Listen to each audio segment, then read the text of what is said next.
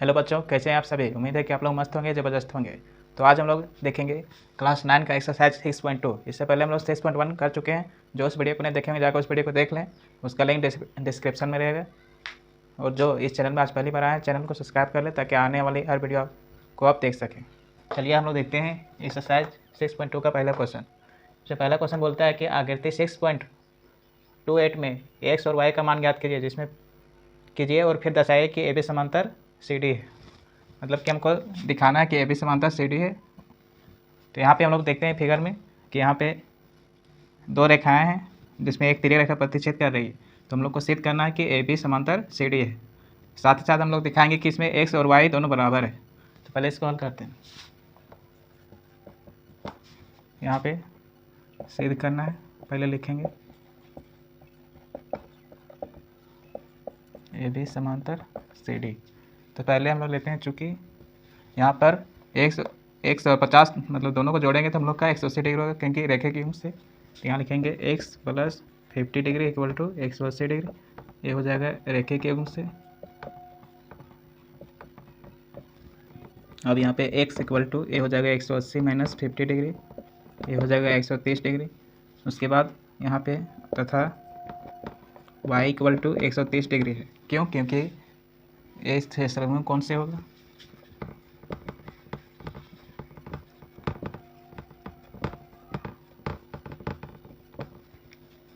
अब यहाँ देख रहे हैं कि x और y दोनों का मान सेम आ गया। तो लिखेंगे अतः x equal to y equal to 130 degree, इसीलिए ए बी समांतर सी डी रूप। अब देखते हैं second number question. Second number बोलता है कि आकृति 6.29 में यदि ए बी समांतर सी डी फिर सी डी समांतर एफ और y अनुपात z इक्वल टू 3:7 हो तो x का मान ज्ञात कीजिए। तो यहाँ पे फिगर दिया हुआ है ए बी समांतर सी डी समांतर ई एफ।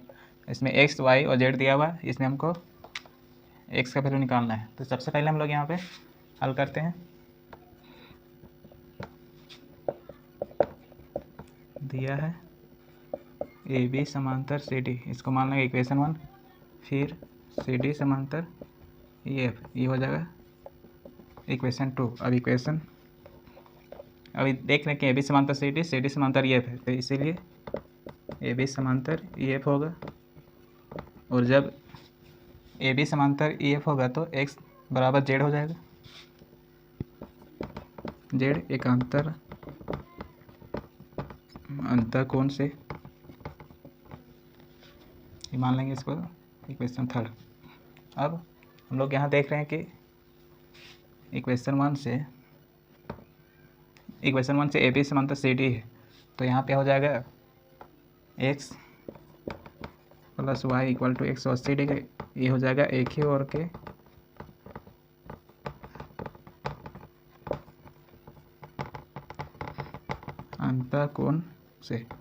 अंतःकोण के योग से। तो x + y equal to 180 degree, यहाँ पे हम जेड मान लेंगे, z + y equal to 180 degree. अब हम लोग इसका मान लेते हैं इक्वेशन 4। अब हम लोग मानते हैं, यहाँ पे दिया हुआ ये y अनुपात z इक्वल टू 3:7। तो यहाँ पे हम लोग मानते हैं y इक्वल टू 3 के और z इक्वल टू 7 के। इसको लिख देते हैं माना कि।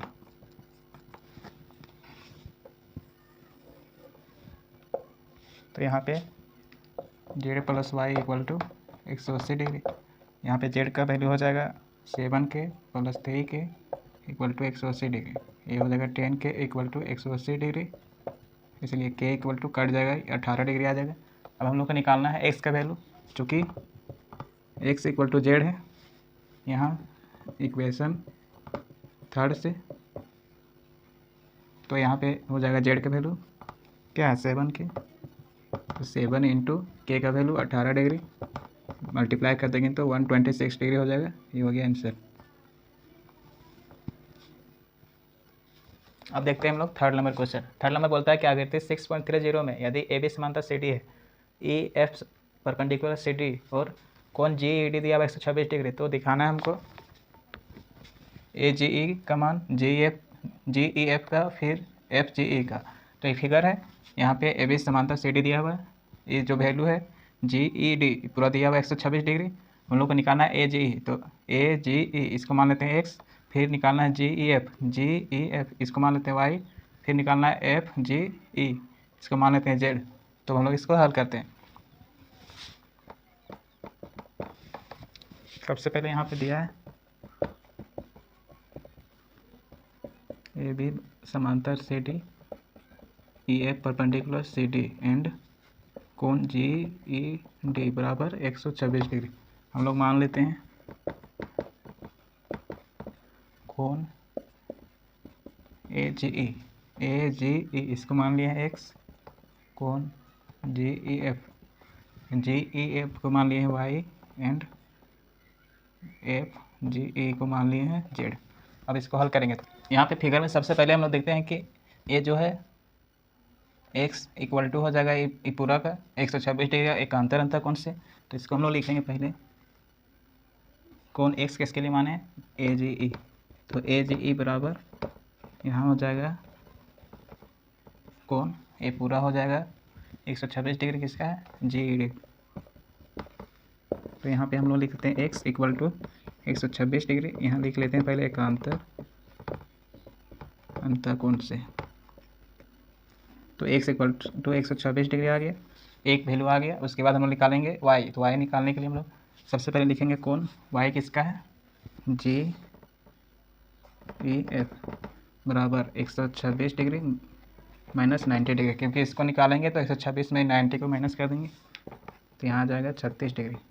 तो कोण इसका वैल्यू ये हो गया y इक्वल टू 36 डिग्री। अब निकालना है जेड, तो जेड निकालने के लिए ये दोनों को जोड़ेंगे तो 180 डिग्री रखेंगे उनसे, तो यहाँ हो जाएगा कोण,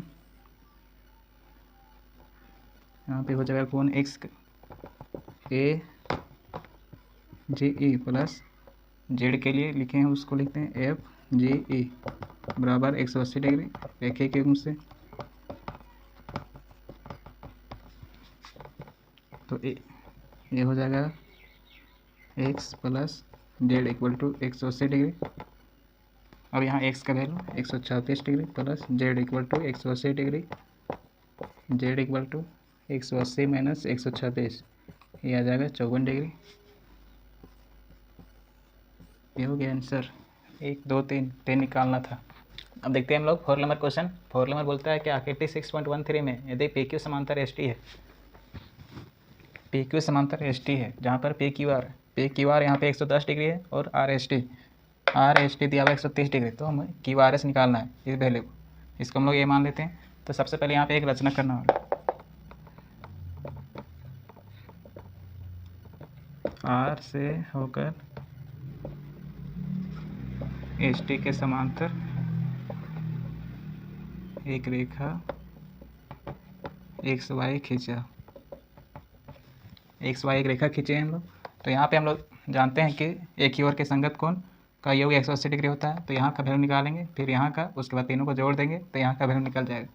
तो पहले हम लोग लेते हैं कोण पी क्यू आर प्लस कोण इसको मान लेते हैं बी, इसको मान लेते हैं सी। यहाँ हो जाएगा कोण X R Q equal to 180 degree. यहाँ लिखेंगे एक ही ओर के अंतःकोणों के योग गुण से। पी क्यू आर है यहाँ पे 110 डिग्री प्लस यहाँ पे मान लेंगे बी इक्वल टू 180, यहाँ बी इक्वल टू 180 माइनस 110 ये आ गया 70 डिग्री। अब इसी तरह इधर निकालेंगे पुनः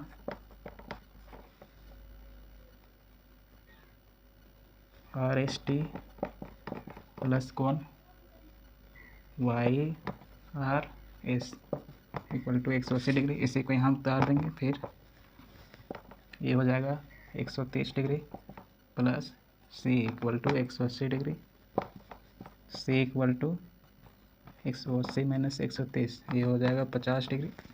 अब ये आ गया 70 और ये 50, इसके आगे हम लोग बनाएंगे। अब चूँकि कोण यहाँ पे हो जाएगा a plus B plus C equal to 180 degree. A का वैल्यू निकालना है। बी आया है कितना 70, यहाँ आया है 50 इक्वल टू 180 डिग्री। ये हो जाएगा कोण ए इक्वल टू 180 माइनस इधर 120, ये आ जाएगा 60 डिग्री। तो कोण ए किसका वैल्यू है, हम लोग को निकालना था क्यू आर एस, यहाँ लिख देंगे Q R S equal to 60 degree. ये हो गया आंसर। अब देखते हैं हम लोग क्वेश्चन नंबर 5। क्वेश्चन नंबर 5 बोलता है कि आकृति 6.32 में यदि ए बी समांतर सी डी है और कोण ए पी क्यू बराबर 50 डिग्री और P R D equal to 127 degree है तो एक्स और वाई का मान ज्ञात कीजिए। मतलब यहाँ पे दिया हुआ है 50, ये दिया हुआ है 127, हमें एक्स और वाई का मान ज्ञात करना है। तो सबसे पहले हम लोग हल करेंगे। तो यहाँ पे जान रहे हैं कि दो समांतर रेखाएं कोई तिर्यक रेखा काटती है तो ये दोनों बराबर होगा, एक्स इक्वल टू 50 डिग्री एकांतर अंतर कोण से। तो एक्स का वैल्यू निकल जाएगा। फिर इधर वाई निकालने के लिए इसको लेंगे तो ये दोनों का ये पूरा दोनों मिलकर इक्वल टू हो जाएगा इसका एकांतर अंतर कोण से। तो इसको हम लोग लिखते हैं, पहले लेते हैं दिया है ए बी समांतर सी डी कोण A P Q equal to 50 degree and P R D 127 degree. तो यहाँ पे हम लोग लेते हैं पहले एक्स इक्वल टू 50 डिग्री एकांतर अंतर कोण से, क्योंकि ये दोनों समांतर रेखा है, इस काट रहा है तो ये और ये दोनों बराबर हो गए। तो एक्स इक्वल टू 50 डिग्री हो गया। फिर पुनः इसी तरह इस ऐड करेंगे तो यहाँ पे हो जाएगा 50 degree plus y equal to 127 degree. ये भी हो जाएगा एकांतर अंतर कोण से।